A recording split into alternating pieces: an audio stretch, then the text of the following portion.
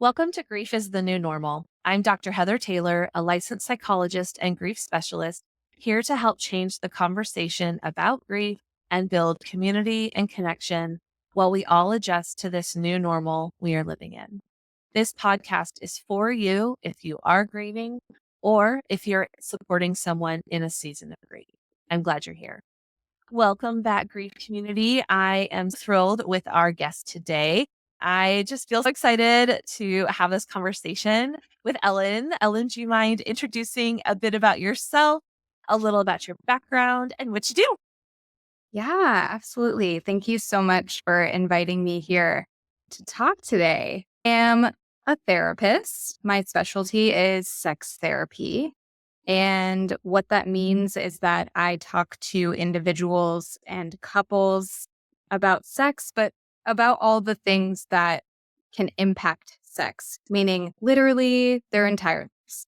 So I talk about everything, but what makes my specialty special is that I can talk a lot about sex. And Okay, cool with that. awesome. What inspired that specialization? Gotta ask. I actually don't think I know kind of your origin story about getting into therapy and mental health, and then especially niching down into doing sex therapy. Yeah, absolutely. Yeah. So, I mean, vulnerable share, I had my own mental health challenges before I went to grad school. I was kind of in this existential crisis where I was like, what am I doing with my life? And how do I want to spend every day? And like, how do I want to leave this earth? Do I want to give more than I receive? All of those kinds of questions. And then I realized that I liked talking to people. And I was like, I think there's a profession where I can do that. And so I picked therapy. And then, of course, in the first quarter of grad school, they're like, hey, pick the thing you're going to do the rest of your life. And it's terrifying. And it's like, yeah, this is not realistic, but I'm going to try. And then I thought, okay, what do people typically like to talk to me about? Or where does the conversation tend to lead? And it always led to sex, Interesting. whether that was questions about it or just jokes or just funny things. And I was like, is this a thing or how does this work? So I did some Googling. Turns out sex therapy is a thing. It is a thing. Not a lot of people do it. And I was like, this is perfection. I need to do this. So that's when I started doing it. I love that. I wanted to ask Ellen to come on just because I think it would be such an interesting conversation, right? To talk through that bridge between how grief and loss impact our sex life or sexuality, our sexual experiences, because grief is already a taboo topic, right? Well, talking about sex can be taboo too. So why not marry these two topics and see what kind of a conversation we can have or insights we can gain to, again, help with normalizing talking about these things. So thank you again, Ellen, for being willing to come on and engage in this topic. I'm really excited to see where this discussion goes. Do you mind sharing about how you see grief impacting the couples or individuals that you work with? Yeah, I think I see different types of grief impacting the people that I see. And as there's lots of different kinds of grief. It's not just about loss. It could be grieving just where you're at in life or hearing how your partner feels about something that maybe like you don't share the same values and you just discovered that and there's some grief in that. Sure. So I hear grief in a lot of different ways impacting my couples and individuals, and not just sexually, but just like emotionally. I see it Yeah. show up all the time in that process. So. Yeah. When you think about a couple that you've worked with and they experience a death related loss, I mean, we've talked about on a previous episode kind of common grief reactions and how it can impact us physically, emotionally, mentally, behaviorally, socially. I'm curious how you see like a death related loss impacting couples that you've worked with. Like, what are some things that come up?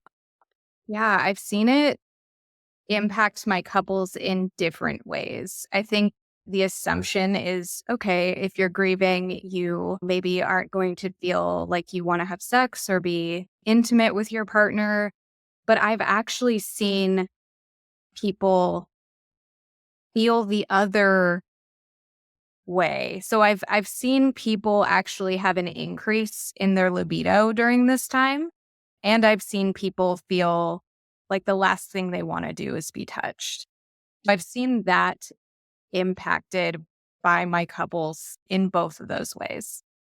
Much like how grief is on a spectrum, how we can respond with our libido or sexually, like that is also on a spectrum.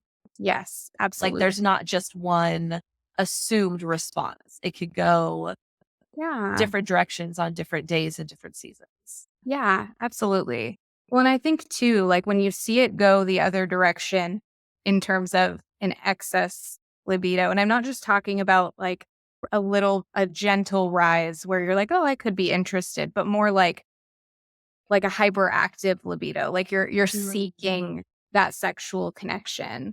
I mean, some people want closeness, right? Some people want that like tender connection with their partner during a really tough time. Some people are following their body's biological needs, right? Like we need oxytocin to distract from the pain that we're feeling on the inside. We need all those really lovely endorphins that we get from having an intimate experience with our partner or with somebody that we really care about. And so when you see your body kind of shift into that direction, it's not abnormal, right? It's just Yeah. a different way to deal with grief. Yeah. What about in the individuals that you've worked with when maybe there's a loss of a partner or the loss of a child? How do you see that showing up in your therapy space? Yeah, when I see a loss of a partner or the loss of a child, what I typically see is the individuals who don't want to be intimate or close to anybody. And of course, this takes time, right? Like it takes time to get through this season that the couple or the person is going through. But what I tend to see in the beginning is really that like I'm kind of withdrawing into myself. The last thing on my mind is intimacy, things like that. It's normal. It makes complete sense. Yeah. So, when thinking about being in therapy around sex related issues, what do you see as different ways grief can impact sexual experiences, both personally and relationally, for the individuals and the couples that you're supporting? Yeah. So I think as we just kind of talked about personally, we're going to see individuals potentially experience changes in libido or difficulty in arousal or orgasm, feelings of guilt and shame may be associated with pleasure during a time that maybe they think that they shouldn't be feeling that way. But Mm. relationally, grief can strain communication, particularly about sexual desires and needs in a couple. And that can like sometimes lead to feelings of resentment or a sense of disconnection between the couple or between partners, and which then disconnection leads to even more resentment. And it's all just kind of this negative feedback loop kind of once you get into it. And so then you get, if you don't communicate in those times as a couple of like how you're grieving, and then just communicating with each other about what you need in that moment, I think is really, really important. And that's a lot of the times when I see grief showing up in sex therapy, the biggest issue I see is that there's a lack of communication. It's that each partner is, when I say leaning in and leaning away, like we're not seeing that. That's the experience on the inside. And the other couple, their nervous system is experiencing that lean in or lean away. It's not overt. So once you can make it overt, that's really when like, you can reconnect during a time of difficulty and increase that attachment to your partner. Like really create that secure attachment. Can I lean on you in times of difficulty? Right. Well, especially because when we think about grief, like, it's not something we can just fix. There's not a magic phrase. There's not this one right thing you can do. And especially in couples or family systems, we compare how our grief looks to other people who are impacted by a similar loss. So then it's like, am I doing it right or wrong? They seem more upset than I am, or they're having a harder time than I am. And that can ebb and flow over time. Different seasons bring on different grief bursts. I guess in thinking through a couple's ability to lean into one another in those seasons of loss, what would you say are some tools or strategies for couples to use to help lean in versus leaning away? Because again, like leaning in, sometimes that brings up more pain, right? Because we're talking about the hard thing, whereas leaning away can feel more protective. So do you have any language or strategies that you've used with couples to help with that lean in space? Yeah. Actually, there's a book that I really love to use with couples. I'm looking at it on my shelf right now. It's called More Than Words by John Howard. And it's about the science of connection over communication. Because there are times when communication can be really agitating to the nervous system. And this is a really good example of that, where talking about the loss, maybe you're not ready to do that. And you really want to be able to lean into your partner, but using words is going to be too hard to do that. So we can remove those verbals and we can really lean in using other methods of connection, like physical proximity, putting down our phone, reducing distractions, right? Eye contact, things like that. So that book I use a lot with my couples to first of all really explain like what the nervous system is doing in terms of creating connection in times of difficulty, but also Yeah. just a lot of different methods to connect without communication. And if we're talking about a couple that is okay with the verbals and can communicate, just talk to one another. And maybe you don't have to talk about what happened, right? Like you don't have to talk about the loss or the thing that you're grieving, but maybe just talk to each other about how you're feeling. Mm. Like in this moment, I'm feeling sad. And what would really feel good to me is like a squeeze. Yeah. Right? Like I really just need a medium pressure squeeze on my shoulders. I need arms wrapped around me. And that's all I need. Yeah. Right? It doesn't have to be too complex. And it sounds very strange because people aren't typically this overt about the Right. things they need. Because sometimes they Right. don't know what they need. But I would say keep your needs simple. Like I need a glass of cold water and I just want to sit next to you on the couch. Right? Like, Absolutely. and beyond that, I think the other most important thing in this moment on the receiving end of the person giving you the needs is empathy. Yeah. Really just all you have to say to be empathetic is, I totally understand why you feel like that. Yeah. That makes sense to me. Yeah. And that's all. That's all it takes. I love those, the voicing of the tiny needs. That's a way I can seek that connection. I think about for me when I'm feeling really overwhelmed or if I'm having a grief burst about something, my partner can't fix it. He can't make it go away. So what we've worked through communication is I tell him, I just need you to put your hand on my back. Like, I don't need you to rub. The sensory is overwhelming. I just need you to put your hand on my back, that gentle pressure, and then tell me everything's going to be okay. You're going to get through this hard moment. And it's like, and that's what we found, at least for me, that really helps me get through those hard moments. And it's like, that's nothing fancy. That's not going out and buying something or distracting me with something. It's literally just that physical reassurance that I'm here. You're not alone in the ick, and the cue phrase that helps you move through that. So I love that. Yeah.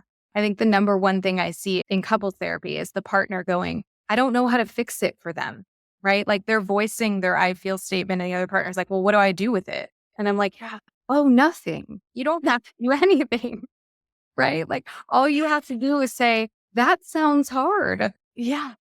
I Yes. got you. Like, what do you need? Some cake? Do you need like a book? Do you need Right.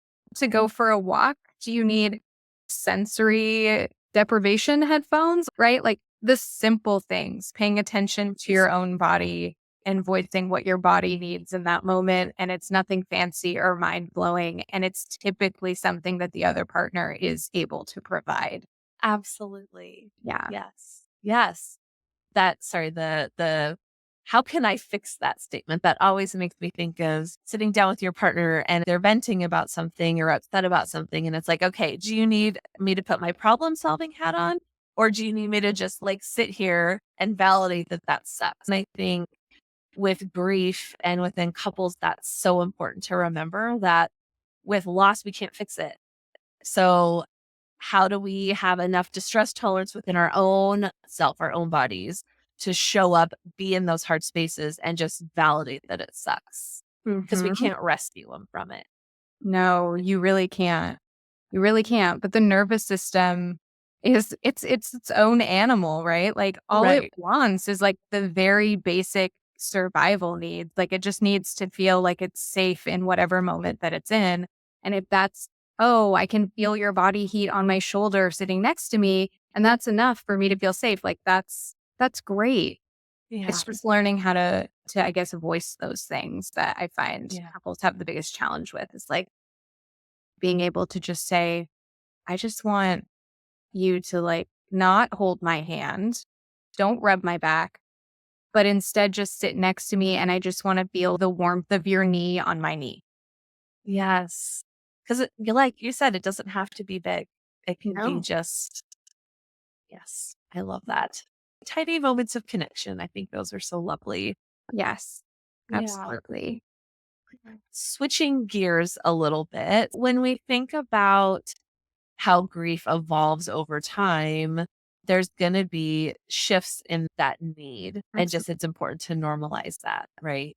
Definitely. I feel like most of what I do in sex therapy is normalizing the thing that they're feeling because everything that everybody says really is normal, right? You're not alone in any of the things that you're feeling. I know we both have a mutual love and appreciation for Emily Nagoski's work.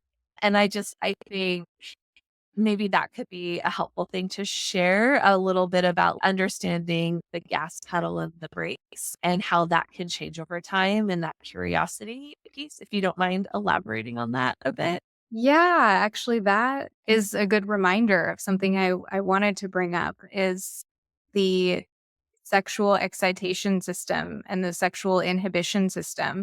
These systems that live within us that determine if we want to be a part of a sexual experience or not. Like if we feel like we really want to be intimate with someone. And when I'm talking about that want, it's desire, right? Like when you feel that desire or that arousal in your body, these systems fluctuate. They turn on and off like a gas pedal and a brake pedal based on circumstances, right? Like circumstances that go on in our lives. That could be Yeah. also family of origin trauma. Like how Right. Right. that can impact our sexual excitation system and sexual inhibition system. That can determine that gas pedal or that brake pedal. You could be raised thinking that sex is bad, and then it's like a permanent foot on that brake pedal. And over time, it's like, how do I not put my foot on the gas, but how do I release the brake, put it in neutral, and then put my foot on the gas? But yeah, I think that this is really an important thing to talk about because, like I said, circumstances, especially grief, especially the loss of a child or grief about where you're at in life, grief about anything Yeah. anyone says to you that challenges your own concept of who yourself to be, that can cause grief, right? All of those things The are life going transitions. the Yep. life transition. Oh, yeah. Divorce, right? Like anything, brake pedal, Yeah. right? Like that's going to be, for most people, that's going to be a brake pedal. It's going to say, this is not the right time. This doesn't feel like the right time, right? And so I think that book is really helpful for anyone listening that is experiencing grief and maybe feeling like this season is really challenging your ability to be intimate with your partner. I think that book, Come As You Are, is a really good way to learn more about like biologically what your body is doing and how there is a huge mind body connection. Right. Absolutely. Yeah. I want to circle back to something. I just had a random thought, so I'm going to just ask it anyway. So, when you think about not necessarily a death related loss impacting grief, but just aging and the grief of aging and how that can impact libido and connection and intimacy, I guess I'm curious about your thoughts around that. Yeah. I see this a lot actually. Aging challenges who people know themselves to be. Mm. I think we all tend to like look in the mirror and see ourselves at whatever age we feel comfortable with. And that's the age we stay. And then one day we look in the mirror and maybe we look different. Maybe we have aged. Maybe we've aged beautifully, like whatever it is, it doesn't even matter. But we look in the mirror and we don't recognize ourselves. Yeah. And that's scary. That can be scary. There can be a lot of grief in that. Like, I am no longer in my 20s with this beautiful body, with the, like, I don't have the libido I used to have. Or if we're talking biologically, like, I'm hitting menopause and I don't have the same amount of lubrication naturally that I had before. And that's a grief process. I've seen a lot of women feel like, what does that mean about my femininity, right? What does that mean about my sexual identity? I can't even I feel arousal, but I can't even Yeah. self-lubricate, right? Like so there's a lot of grief in that space and it's hard. And you really have to walk through that kind of grief very, very slowly and just learn that identity challenges can really impact your sexuality. I love how you phrase that. Identity challenges can impact our sexuality because I think when we're in these seasons of loss, we're going through role transitions. We're going through identity changes. Like, and that's just with non-death related losses. That's with death related losses. Like we're constantly in flux, right? We're changing, evolving, growing creatures. I think that's such a great reminder that it's okay that not only are we moving into new identity spaces, but that means our desires are going to change both from like a aspirational standpoint as well as like a tangible standpoint, like how we experience desire is going to change. Oh, yeah. Our desires sexually change over time, right? Like, Yes. things we used to like, we may no longer like. And I've seen grief in that space too. Really just no longer liking the things they were doing with their partner and they want to be doing something different and their partner isn't comfortable with that. And so they have to grieve that maybe this is how their relationship is going to be. And what does that mean? Right? Like, Yes. once we get into the question of what does that mean? What does that mean for what your life looks like moving forward? That's when the grief hits. And it's just, it presents everywhere. It Yeah. presents everywhere. So, how do you support your couples in that therapy space with processing that kind of grief about change in needs sexually over time? Mm, that's a really good question. I sit with them. I sit with them first. So I listen and I validate and I normalize and I give them permission to feel whatever it is that they're feeling. And then when they feel like they're ready to talk about solutions or maybe problem solving this, we can talk about that. And what that really looks like, it's not like I have all the answers right away. What that really looks like with my couples is, all right, this is now a triad. I've inserted myself and like, let's do this. Let's get in there. Let's talk about how we can make some tweaks, make some adjustments. Be Your partner, curious. yeah, be curious. That curiosity creates play. And when you create play, you create fun. And when you create fun, that's a really good environment for intimacy and sexuality that I think a lot of people forget about Yeah. and can be really a nice distraction from grieving is when you're having fun for a minute. So, what would you say would maybe be 2 or 3 important takeaways for listeners to understand about that relationship between sex and grief and loss? Yeah, I think the most important thing is whatever you're experiencing, it's normal. Mm, Whatever you're experiencing, somebody else is also probably experiencing or has experienced the same thing. And so I really want to help normalize that process of however your grief shows up and however your sexuality also shows up in that moment, whether it's hypersexuality or hyposexuality, like whatever shows up is okay yeah. and is normal and is a part of that process. And do whatever it is that you have to do to grieve and make your body feel safe and secure and calm and comfortable in this season. So I think that's one thing. And I think the other thing that I really want to like emphasize in this is communication. Yeah. Just really talking to your partner, or if you're unpartnered and you're experiencing grief individually, talking to your support system. Like talking about this to them is really, really important. But if you are partnered in particular, having those conversations about where you're at and where your sexuality is at in this moment is going to be really important. And like we said earlier, if the verbals are challenging, really just only talking about the needs, not talking about the thing that got you there, but really just talking about the needs. Yeah.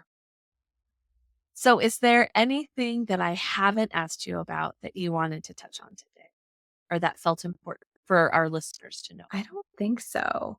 I just think you asked about Emily Nagoski's Come As You Are.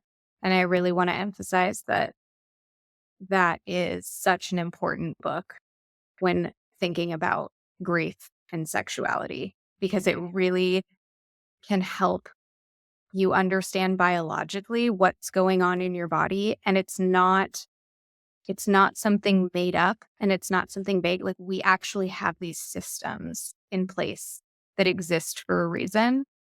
And I think that when people read about that and understand that, they really experience grief a little bit differently in those moments where they're like, oh, that we can tell them it's normal all we want. But when they read it, when they hear it, when we hit it from all angles, like all of a sudden it really clicks in. And then they're like, wait, this is normal. It's okay.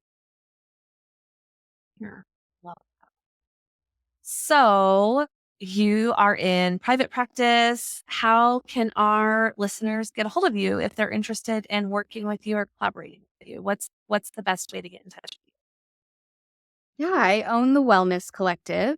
It is a therapy group, and they can either get in touch with me via my contact form on my website, which is wellnesscollectivenw, like northwest.com, or they can send me an email, Ellen at wellnesscollectivenw.com, with any questions too. I mean, it doesn't even have to be, hey, I want to work with you. You're welcome to reach out if you have any questions or need any book recommendations or podcast recommendations. I'm here to help. you? Awesome. Well, Ellen, thank you so much for being on the podcast today. It was such a treat getting to have this conversation, and I wish you the best with your professional endeavors and hope we get to hear more about you. Thank you. All right, listeners, remember to be kind to yourselves today, and we'll see you next time. Take care. Opening and closing music is provided by the Datacorns. Remember to follow along either through your favorite podcast platform or on Instagram at Grief is the New Normal. If you are interested in collaborating, organizing speaking engagements, or you'd like to be a guest on the podcast, please feel free to reach out at hello@griefisthenewnormal.com. Thanks.